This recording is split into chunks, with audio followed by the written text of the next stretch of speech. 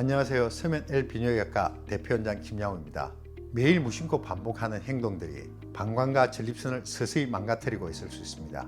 오늘은 비뇨기 건강을 위해서 진짜 조심해야 할 것들, 의외의 복병을 알려드리겠습니다. 커피 끊으세요 라고 하면 환자분들이 가장 슬퍼하게 눈에 보이는데요.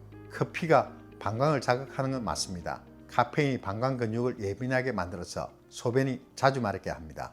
하지만요, 하루 한두 잔은 괜찮습니다. 문제는 과도한 섭취입니다. 기준은 간단합니다. 하루 카페인 300g 이하, 2잔 정도입니다. 그 이상 넘어가면 전립선 건강을 위해 줄여야 합니다. 술은 커피보다 더 복잡합니다. 알코올이 방광에 미치는 영향이 3가지거든요. 첫째, 이뇨작용입니다. 소변량이 급격하게 늘어나서 방광이 부담스러워집니다. 둘째, 방광 근육 마비입니다. 알코올이 방광 수축력을 떨어뜨려서 소변이 제대로 안 비워집니다. 셋째, 전립선 충혈입니다. 술을 마시면 혈관이 확장되면서 전립선이 부어오릅니다.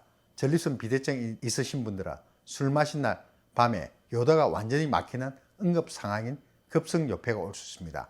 그럼 완전 금주해야 할까요? 그건 아닙니다. 소주 한두 잔, 맥주 한두 캔 정도는 괜찮습니다. 다만 폭탄주, 과음은 줄여야 하고 술 마신 날은 자기 전에 꼭 소변 한 번 더 보고 주무시길 추천해 드립니다. 이건 많이 모르는 사실인데요. 바로 탄산음료가 방광의 최악이라는 겁니다.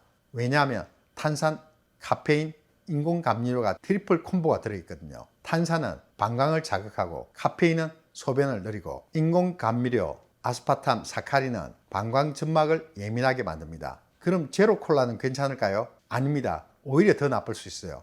인공감미료가 더 많이 들어있거든요. 가능하면 줄이시고 주 1, 2회로 제한하는 게 좋습니다. 매운 음식을 먹는 습관도 비뇨기 건강에 안 좋습니다. 마라탕 최고 단계, 청양고추, 왕창 들어간 찌개, 캡사이신이 요도와 방광 점막을 직접 자극합니다. 소변 볼 때 따끔거리고 방광이 예민해져서 자주 마렵습니다. 특히 만성 전립선염, 간질성 방광염이 있으신 분들은 매운 음식 먹고 나면 바로 증상이 악화됩니다. 먹고 나서 땀 뻘뻘 흘릴 정도면 너무 매운 겁니다. 그 정도는 피하시도록 바랍니다. 현대인들에게 가장 문제가 되는 습관이죠. 바로 장시간 앉아 있는 겁니다. 장시간 같은 자세로 앉아 있으면 회음부, 골반에 압력이 가고 혈류가 줄어 통증, 불편감이 악화될 수 있다는 연구들이 있습니다. 그럼 직장인은 어떻게 할까요? 간단합니다. 1시간마다 5분씩 일어나는 겁니다. 점심시간에는 10분이라도 걷고 퇴근 후에는 30분 이상 걷기가 좋습니다. 물을 많이 마시는 습관은 좋은 습관입니다.